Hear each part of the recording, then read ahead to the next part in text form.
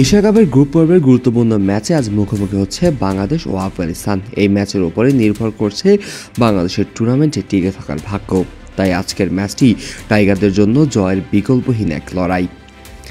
Asia cup 2025-এ এখন পর্যন্ত একটি ম্যাচ জিতেছে আর একটি ম্যাচ হারের তিক্ত স্বাদ পেয়েছে বাংলাদেশ। সরাসরি সুপার 4-এ জায়গা করে নিতে হলে বাংলাদেশকে আজকের ম্যাচে জিততেই হবে, তাও নেট রান রেটের হিসাব মাথায় রেখে।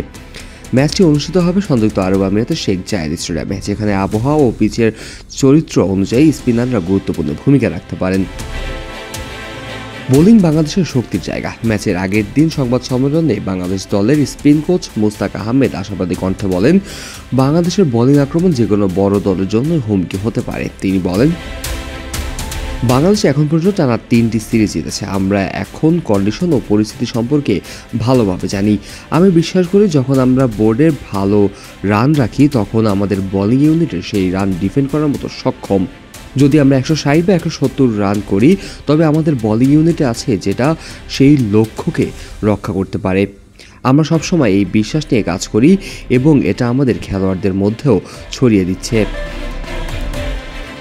বাংলাদেশ দলের অন্যতম শক্তি হয়ে উঠেছে স্পিন আক্রমণ। শেখ মাহাদি, রিশাদ হোসেনের পাশাপাশি নাসিম আহমেদ আছেন, ধারাবাহিকভাবে ভালো পারফরমেন্সও করছেন এবং প্রতিপক্ষ ব্যাটিং অর্ডারের ধস নামাতেও সক্ষম।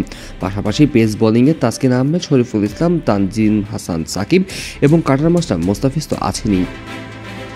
শ্রীলঙ্কার বিপক্ষে বাংলাদেশের ব্যাটিং ধস নেমে এসেছিল।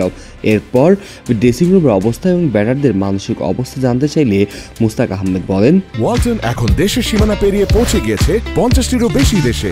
ওয়ালটন, ঘরে ঘরে, বিশ্বজুড়ে। একজন কোচ হিসেবে আমার বক্তব্য হলো তাদের বোঝানো যে তারা যেন নিরাশ না হয়, আত্মবিশ্বাস হারায় না এবং সেই বিশ্বাস বজায় রাখে। বাংলাদেশ বনাম আফগানিস্তান ম্যাচ মানে উত্তেজনা। দুই দলের ব্যাটিং, বোলিং ও ফিল্ডিং বিভাগে প্রতিভার অভাব নেই। বিশেষ করে আফগানিস্তানের রশিদ খান, মুজিবুর রহমান ও গুরবাজ যে কোনো সময় ম্যাচের মোড় ঘুরিয়ে দিতে পারেন। সুপার 4-এ যাওয়ার জন্য বাংলাদেশের সামনে এখন একটাই পথ, জয়। তবে প্রতিপক্ষ সহজ নয়।